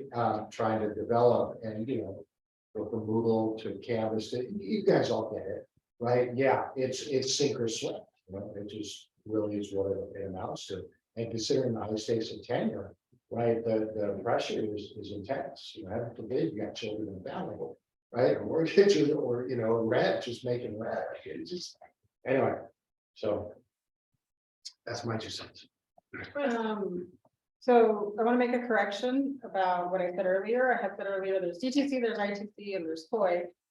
COI under ed programs, DTC definitely all admin, and ITC is actually Senate. Right. Yes. And I remember the conversation we were having before, it was about better forming a committee that has the charge of COI-ish now, given how COI and online instruction, all that have evolved, and the need for like what Ellen is describing about being exposed to the new programs and that sort of thing, and then pushing forward budget and getting it funded and policy related to that, which is actually part of the charge of ITC. It explicitly says serves as a technology advisory committee to the FRC, makes recommendations for funding or requests to acquire computer technology. So the discussion that was happening was having ITC and COI become one, doing what they need to do to support the needs of what FRC is bringing up, what now hopefully teaching and learning is bringing up, and we're separating these things. We're getting rid of COI, but COI is effectively now put in to ITC, or it keeps sending COI, whatever. We still have faculty there. Both bodies have faculty on there because they both Senate, well, ITC is a Senate body, but COI isn't. Have teaching and learning, and then, so that's one thing I wanted to clarify. That's my recommendation. Second is in terms of the charges. I think Stay said, Justina, I really appreciate and value your contribution and what you're trying to do to improve our teaching, our pedagogy, or the student learning happening here and supporting our students and faculty, but I think that's a lot. I do think it may be best to just focus on the two main branches, which is what you guys have been mostly advocating for here, is resources and mentoring, and then the online certification part. But in terms of like in-service, we've got PDAC, right? In-service is the base, they do a lot of work. And maybe contribute to that, maybe be part of that, but I think for it to be a sole charge, I think it's a lot. And I get it because you're trying to be visionary here. But what about next year, the year after that, or the year after that, where someone else takes over? That's a lot, right? So, yeah, I would say, let's take that part off, and yeah, and focus on those other two things. Okay, other thoughts about this part, because then what we could do is we could segue to our last bit, which I think is where we naturally reached, which is Rob and Josh on distance ed certification. Yeah, anyone, any last thoughts about the teaching and learning committee? That will have to be voted on. It will, we'll have to vote on undoing CFR, just so you know, structurally. That needs to be a 2/3 vote, I believe, and then turning CFR back into what it was is also a 2/3 vote for the Senate, of the Senate. Elizabeth. Will we have the specific charge of the committee that we vote? Yeah, absolutely, 100%. We need to have that. I'm just giving you guys sort of a long range view of what would have to happen. We pass stuff and then it changes later, so I'm just like. No. It is. We would have something, we would have a proposal. We would have a very, very clear proposal, and I've been taking notes on what everyone has been suggesting, and then we could have sort of options, right? Here's this, here's an option. Do we want this option? Do we want that option? First thing would be, in general, do we want the idea? And we could decide to add the options. I think it's a little bigger than that, right? I think that the conversation about the task and the charge of ITC and what are the remnants of POI, what's gonna happen there? Are we going to merge them? CFR and doing it, yes, I agree, but I think it's gonna be, okay, how do we package bundle this? So it's gonna be more of like a bird's eye of like, what committees do we have? Are they serving their purpose? What are their charges? Like addressing those. And I mean, I hate to do this to you, but it's some work of like evaluating that across all of our committees, because we have a bunch of committees that aren't really doing much, and not to minimize the work that they are doing, but is it anything up here, right? What's coming through and getting pushed through, or getting, reviewed or visited, or getting airtime at all? Yeah, I see that. I do think that, for what, 3 meetings, 4 meetings? I'm not saying it has to happen in 3 or 4. Right, no, but I'm saying for 3 or 4 meetings, we have been talking about this teaching. Yeah, no, I'm not saying not to. Right, I'm just saying I think it's part of a larger thing, but I think we've got a little chunk that we've just sort of taken for ourselves now, and then we can, necessarily think, how do these pieces fit together? And that's what a healthy organization should do, is we should always be rethinking, how do these pieces fit? What's fitting, what's not fitting? And I would recommend that instead of just saying that something, like me saying something that needs to be addressed, we say, okay, we're actually gonna move forward with reviewing this. Teaching and learning separate, but also this other. Well, you just brought up today for the first time, which I think is really interesting, is this idea of where does TLC, sorry, teaching and learning, where does TLC fit? Where does ITC fit in with POI? We have not yet talked about fitting ITC in that. What we've been talking about is the instruction part, right? Committee on Online Instruction and CFR going to TLC. Right, but this is where these things are birthed, right? This is what I'm saying. Right, Let's go give it some weight. Well, let's take this part. Let's see if there's another, is there another hand over there? Just my hand. Okay, so then let's take this, let's move this to the. Hold on one second, I'm gonna finish this sentence, and then you can have that, right? Sure. Let's come back to the agenda. Let's look at the distance ed certification, because all of these pieces are working together, right? And they fit in with what we've been, with the evaluations, with all of this, right? Yeah, I just wanted to echo what Ruth said about the bird's eye view and looking at the whole committee structure as well. That's something that we talked about last year. I think it was at the very last meeting of the spring semester last year. Ray presented a very comprehensive sort of report on that. We had a mentor that helped us look at that. So like that, all of that work is still valuable and I think important for us to look at and revisit, which is not to say not to explore moving forward with some of this CFR plus pedagogical aspect of COI thing, but I do, yeah, I don't want us to lose track of the bigger picture because we've invested a lot of work in that and it's really. Yeah, that's the work that Jeff Dyer did with Right. Ray and Robbie, and I was part of that at the very end of last year. Yeah. Yeah, it's And important. and I think there's some valuable resources there still for us to revisit. Okay, so let's move on to, Josh, you've got now the distance ed certification hat on. And we have Rob there. No, evaluation. We already did that. We're talking about business debt certification. Certification 9.03. Right. Wait, can I just clarify? Can I just ask if this body actually wants for that to move forward? The idea that I suggested that we actually look at restructuring this and it. Justina, I thought everyone here, I think you recognize that you have our support, right? But can I just want to get a feel for that because otherwise that's gonna die here. Why do you assume it's gonna die? I don't think it's gonna die. We're gonna put it on the agenda. We're taking this part, this thing that we've been talking about for at least 4 meetings, right? We're gonna keep talking about that. We just brought this up. So there's no reason that this is gonna die. Ellen just pointed out, as you did, that we've got this useful document from last year. So it'll show up on the next agenda. We will continue, we will have that there as a resource to discuss, but I want us to keep going with this point that we've been looking at right now, right? I don't want to lose that in the overview of what the larger picture is. This grew out of a committee, a Senate committee coming to us and saying, hey, we want to reconsider what our charge is. Right, but so what I'm saying is that this discussion that we're having here, separate from teaching and learning, that's coming back on the next agenda. I'll just add, I think it's a good idea to agenda it for future in part because I am sensing so much confusion over the proposals from A4A and their discussions about reimagining our shared governance and our reimagining committees. And, you know, we have ownership over Senate committees. So I think it fits in with the presentation that Melissa and Ryan gave a couple weeks ago.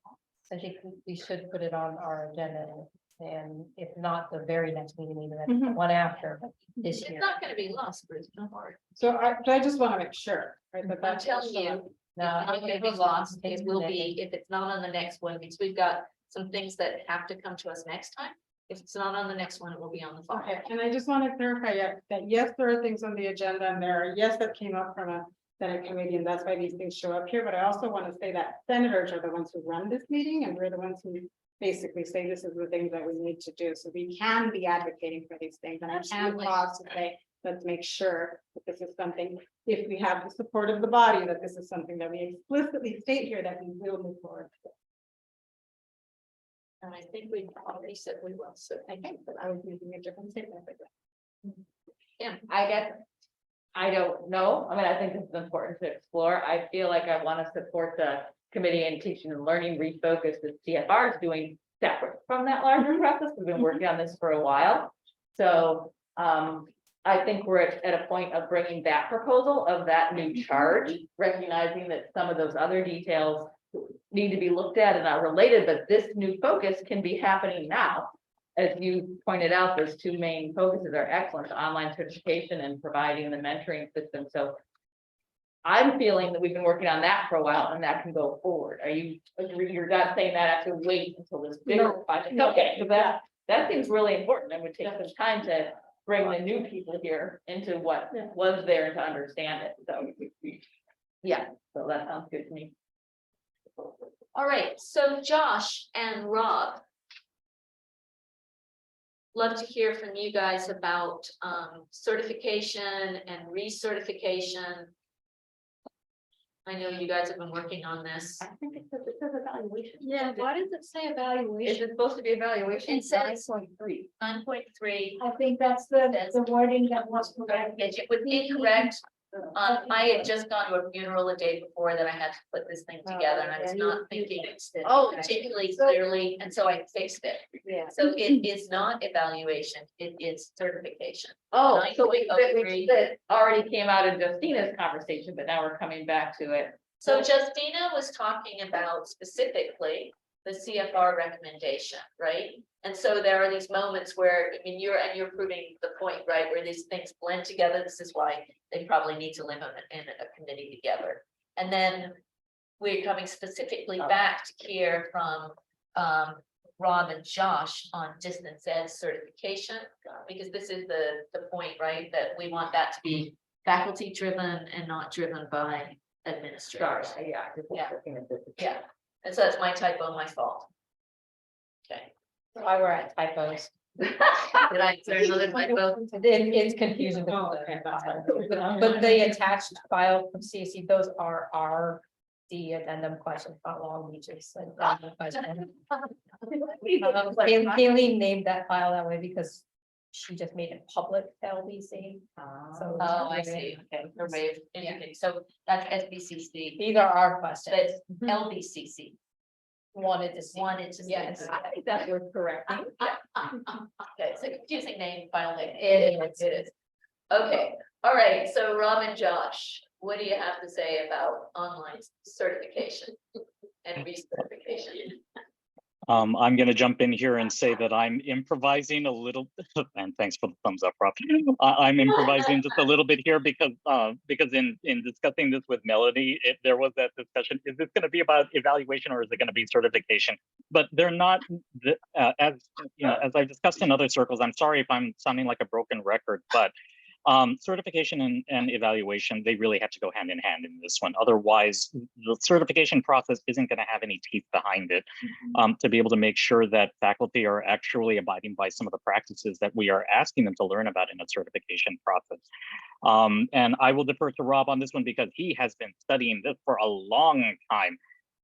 And also compiling a lot of examples along with our colleagues at the FRC about what other campuses are doing for certification. And this is really a peer pressure model that should be added into whatever faculty professional development that we're, it's one of the things that we can use to hold over faculty who are saying, look, I've been working in the trenches under the worst of conditions under the pandemic. Why do I need to go through another certification process? I'm also a well-honed online instructor. To give maybe one example, one discussion that Melanie wanted to have, and one that Rob and I are working on is, you know, let's say hybrid courses, for example. When I think about some of the course modifications that we used to do to push a lot of classes forward into hybrid, it was largely about saying what proportion of hours should be allocated to lecture versus activities. And it was largely to be able to free up some classroom time, deferring it online in order to be able to make scheduling a little bit more flexible for students. But on a revisitation of that, there are pedagogical models that work better for hybrid and better for students, I think, because some of that ended up being, for some instructors, interpreting hybrid as if I have my class meeting time, I'm going to defer the rest online, rather than suggesting that really the time on campus for students who are doing hybrid really should be about more active learning in the classroom and having more of a flipped model for what content that we could push online. And those are things that would come out of a training tied to a certification process. And so we have lots of different modalities that we are just exploring. We just had a conversation with Maria this morning about what HyFlex could look like and what that means.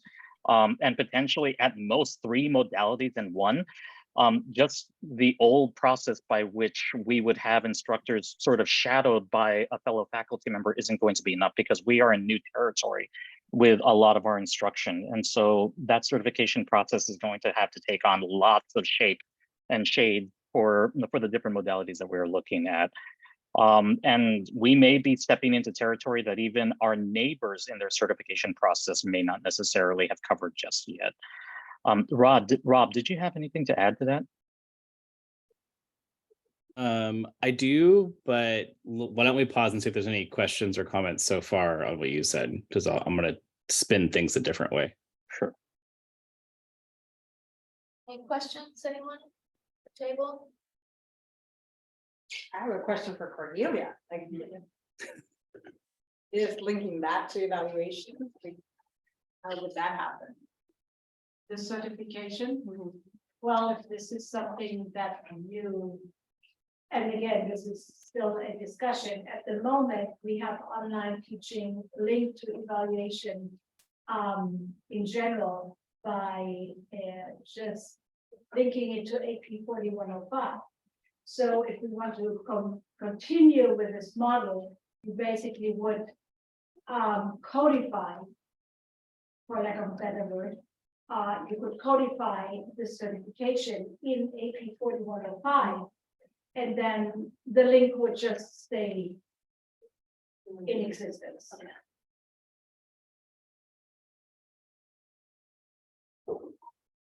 Okay, thanks. Great question. Rob? Cool. So to give some background on where I'm coming from on this too, is I've looked as the FRC, we see a lot of others adjuncts who come to us from other schools and adjuncts and full-time who go teach at other schools. And there's always a certification request involved in that. Someone who goes to teach at Ventura, they can bypass their training if we have a certification from SBCC. We don't, so they have to redo their training. So this is on another layer on that. So it's somewhat kind of lies into an equity issue as far as kind of giving meat to the training that we're providing already as a college and having that transfer to other places. Division 10, which is San Diego's region 9, I'm sorry, we're region 10, region 9, San Diego, they have a full chart, which I can share with whoever, wants this. I can share it with you, Melanie. But it's a full little chart of a Google sheet that has all the training requirements for all the different schools in that region. And the training hours range from 15 required hours all the way up to 120. The majority of the schools are somewhere between 40 and 50. A lot of region 10 schools are around that 40-hour mark. And like Ventura requires 2 weeks and the @1 course before you're even allowed to co-teach an online class, right? So kind of talking about what Say was leading into, right? We see a lot of people who start teaching here as an adjunct who don't even know the FRC exists. They don't even know to come to us for help. So they come to us last minute or even after they've already started teaching the class. So if we have some kind of certification process, that can help because the chairs, the deans can just point to one place and we can track who's been certified, who's had what classes, those kinds of things. All of this can be tracked through the Vision Resource Center, and we can do that in a lot of different ways. College of the Canyons has a full model up on their website, which talks about what levels of certification they require to teach just to teach in person with Canvas, teaching fully online live, if it's high flex, whatever it is, they have kind of different paths using the same training models. So what the FRC would do is take whatever models the faculty want and build those. We can help faculty create the material, we can create the material, we can mix and match material. And then typically what we see as a recertification process is 2 to 4 hours, anywhere from every year to every 3 years. So that's kind of the models that we're seeing out there. I've done very little research and found a lot of information because every school that I just randomly pick has it all. So it's really easy to find different models. So if you all want the FRC to come up with models to present, if you want to have a subgroup, whatever you guys want to do, we are here to support faculty and help you guys design and implement us, do all the heavy lifting, right? All you have to do is decide what you want to do. I see, and I've had various conversations with various people over the years, over the past couple of years about what this may or may not look like. All, nothing official. As far as like evaluation, how I would like to see it as someone who's been teaching as adjunct for a long time and had very little in the sense of an actual evaluation as an instructor, is part of how you can tie these certification videos to evaluations is, let's say, for instance, Kathy's evaluating me. At the end, she notices there's these 2 or 3 gaps that she thinks would be beneficial. If the FRC already has a bank of things in the Vision Resource Center, she can just point me to, I recommend that you should focus on adding equitable images to your course and new technologies. So she just points to those 2 videos. It's already set up. It's all asynchronous. We just need to have that bank. And we can design those short discipline specific videos too. So there could be different ones just for English, just for mathematics, whatever the division is, right? So it doesn't have to be a one size fits all, especially when we're talking about recertification. So don't lock yourselves into thinking like, and a lot of this stuff is done already, right? We just have to package it up and put it in a way that makes sense for everybody.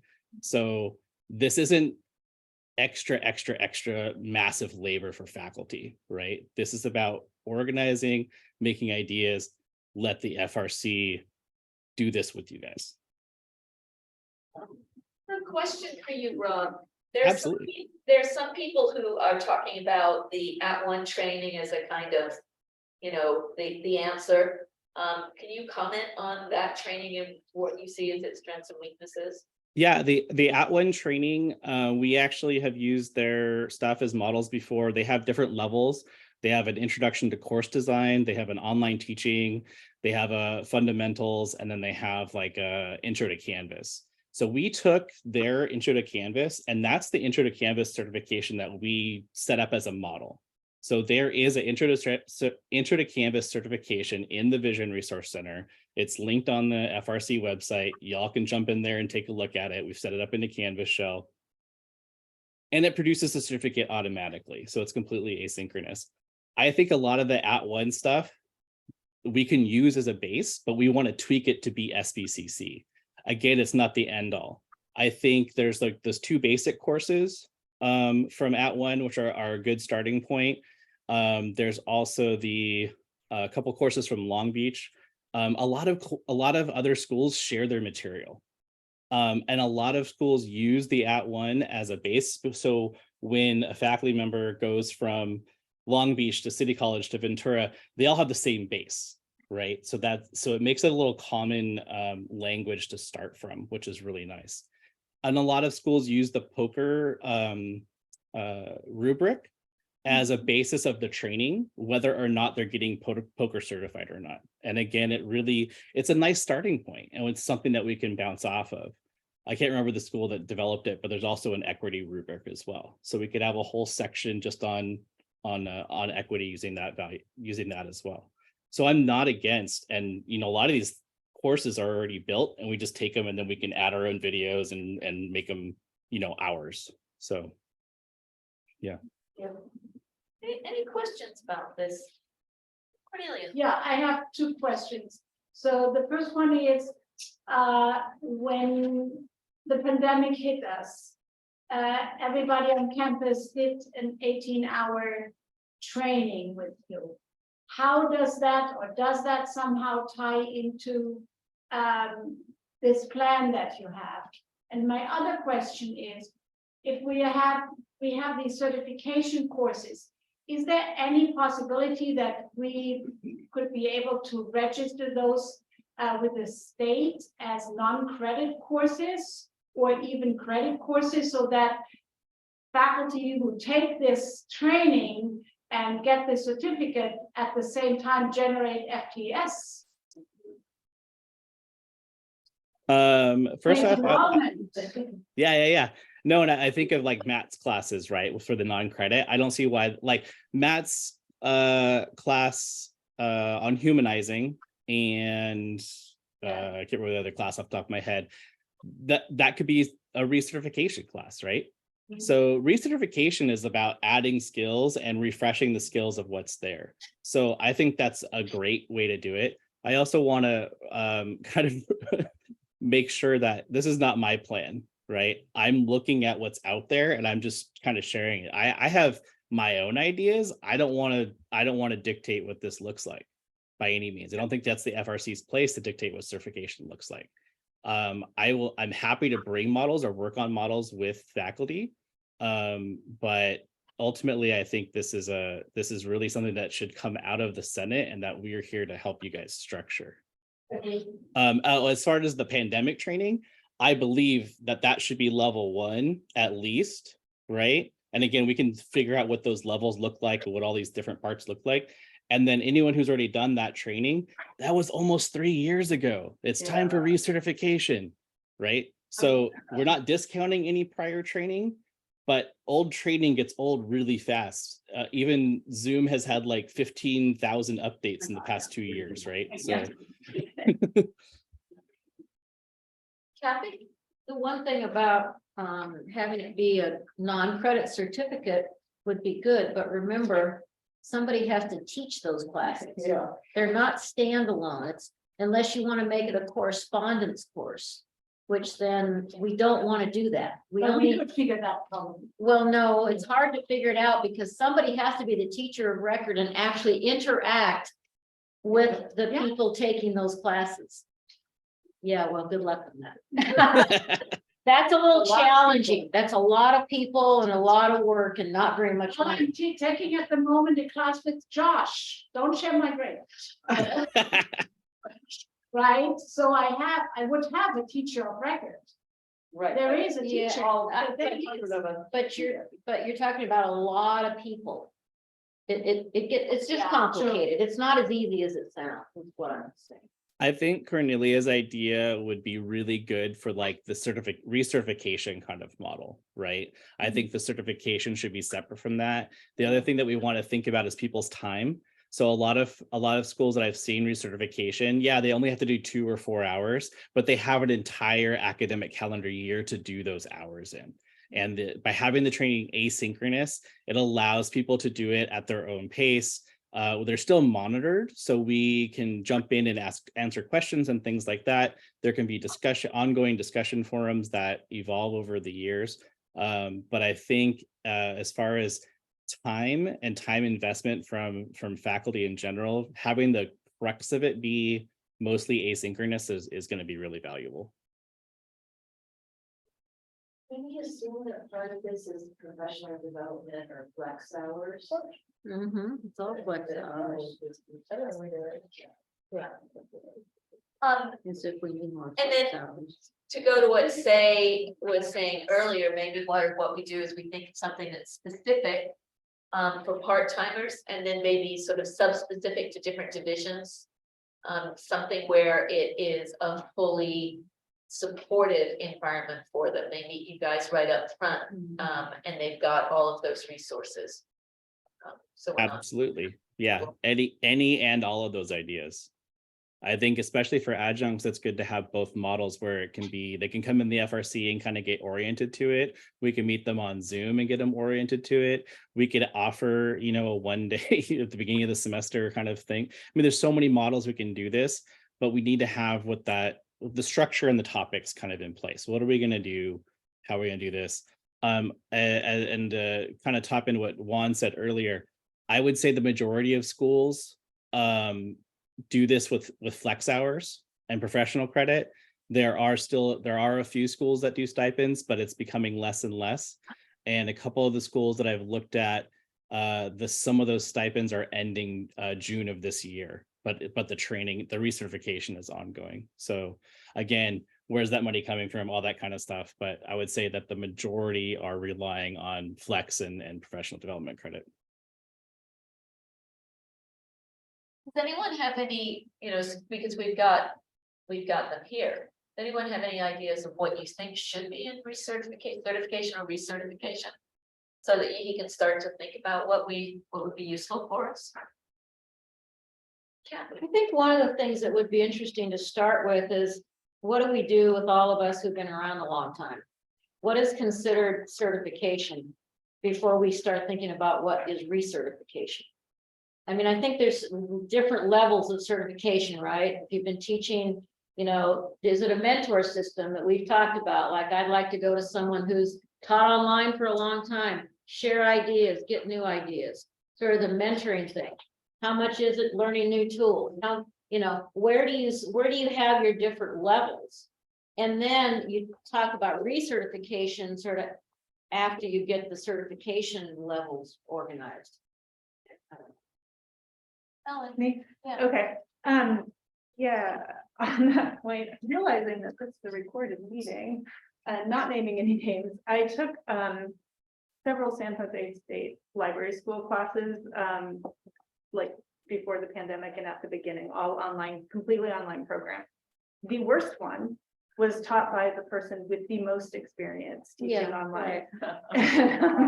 So, and it had an enormous chip on her shoulder about her vast many decades of experience and being a pioneer and teaching online. So, and hopefully she never watches this and recognizes who I'm talking about. But, but that's just to say that I don't think having any amount of experience as an online teacher should allow you to opt out. I'm not of saying ongoing anybody should training. opt out. I'm not saying that at all.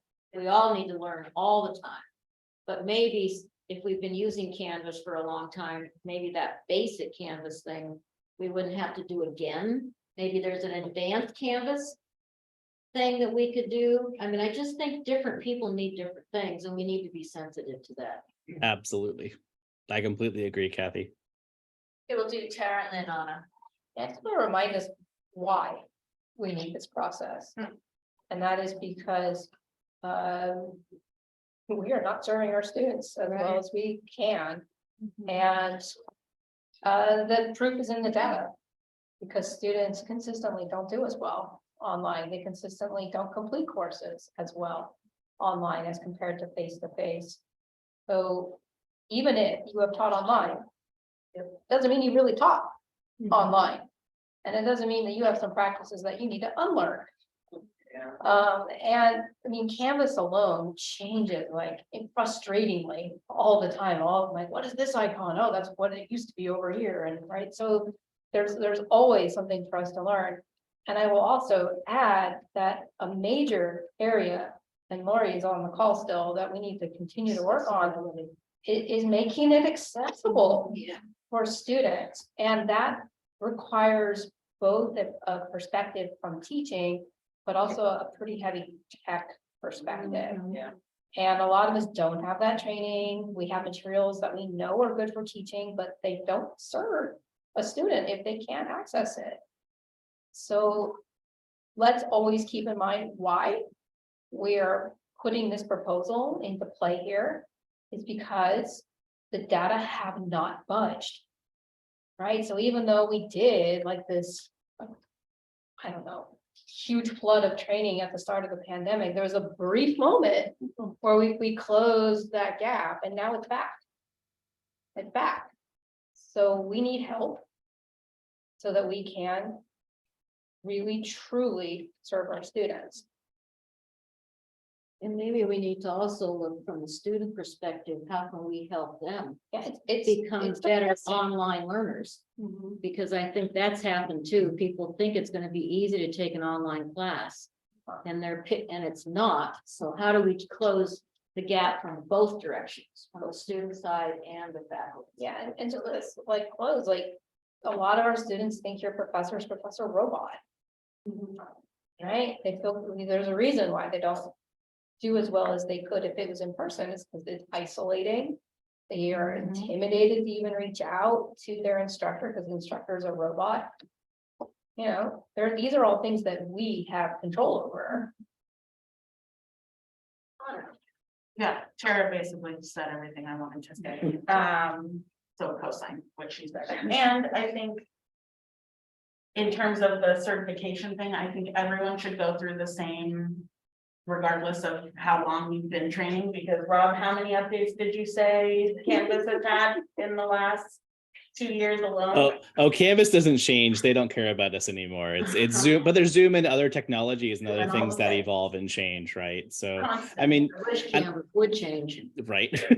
I think Kathy has a point as far as the Canvas basics, right? So having like, if you've never done anything with Canvas before, here's that level 1, but then there's always something else to do in Canvas. There's always new things to learn, new techniques and things like that. So and we can have a course that's designed to go through the same tools, but at an intermediate to advanced level, right? And that's just how we design the training to be. The one that we have now is based off those videos from that 18-hour training, and is designed for someone who's never really looked at Canvas before. So we can have all kinds of different models. It's just the hours spent. Yeah, Ruth.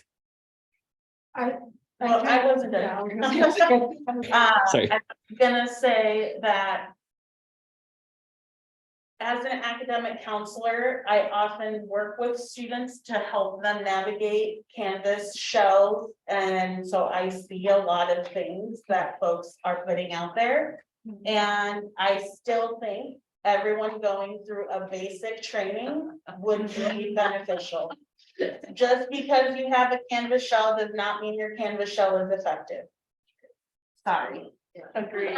I think to kind of bring both of these ideas together, I completely agree with what Anna is saying here. I think it could be adaptive, right? Like, take this quiz and we assess, you don't know how to launch an assignment, basic 101, right, or 99. But if you know all those things, then you've tested into this other level, right? And this is how we can improve where you are right now, right? But I do sure everyone's got right, I do actual think foundation. we need to have some sort of assessment. Good idea. So maybe even more modular, which I think you're already doing. We are, and actually it can be built into the video. So let's say we had a video on how to build a quiz, right? You can actually have it where you answer a couple of questions and it jumps you to the part that you just necessarily don't know, right? So we can actually build that into the components using Play Pause It. Everyone should learn how to use Play Pause It, and make that modular inside of the actual tool itself that we're doing in the pieces. All right, we're gonna give the last word to Jess. Okay. I just wanted to say that I agree we should do it, and partly the reason why is because I think any professional always, like, I think it's important to always revisit the fundamentals of it. So like, I'm sorry, sports are my thing, so like professional basketball players are always practicing their dribbling. And they're elite athletes and they're trying to think little basic dribbling or footwork. The fundamentals are really important, and sometimes we overlook something because we don't know it's important yet. And I think if we go back and we're kind of required to look back, we might find something that's super valuable. So maybe there's a fundamentals part of this. So this is, I hope, do you guys feel slightly excited? I find this is really kind of exciting that we have people who can actually, who are good enough and know their stuff well enough, to be able to build something that suits us, rather than us squeezing into a suit that someone else will build for us. It's a really bad mix metaphor. Thank you. From someone that knows what that is. On that note, I wanted to ask if we could have Rob put together a overview of models, because if he's already done it. Yeah. We need to. Then we could like work it off word. that. Yeah, so that would be super helpful. And I wanted to request that all of these documents be attached to the agenda. Because it's easier to stay organized that way. So if we could like add Cornelia's slides to the previous agendas, just so that it's there for us and for the public, absolutely. Russell, Oh, that's right. Yes, that's the last question. that's okay. Go for it. I hate to pick the last question. Oh, no, please, I do. Yeah. Are there any discussions to where, so many times I'm sitting down and having a conversation, well, I don't use Canvas at all. And that works with face to face, but that takes the ability to create a hybrid class, which might better serve students completely off the table. And it's almost like a trump card, right? You just no, I don't have to go there because I don't have to lose Canvas, right? Is that conversation happening? Just, We're actually supposed to use Canvas. And everyone's given a Canvas shell for every class for credit. yes, but it's not Credit. required to be used. I think we, Yeah, I it think is. we have some policy language somewhere. We do not, we require nothing. No, that's no, not true. it's not true. Nothing, but not. Not for, I mean, I thought It's for everybody. it's for everybody. I think it's for everybody. I love, I think that came out, I don't think 2 years ago. I have this. I will find out about this. Exactly. I will find out. Look here, you're supposed to. I would love to be able to do that. That was my purpose of my question, because if it doesn't exist, it needs. Yep, I will we find need out. to- I did something a couple of years ago that 25, said 30%. something about every class should have some Canvas present for their students to be aware. Like, I think that's what I they. would think that- Yo, I am saying that adjourn because there's many other conversations going on. Have a great, this great, great thing. I thank you very much. Thank you. Tara, where is that? That language, we passed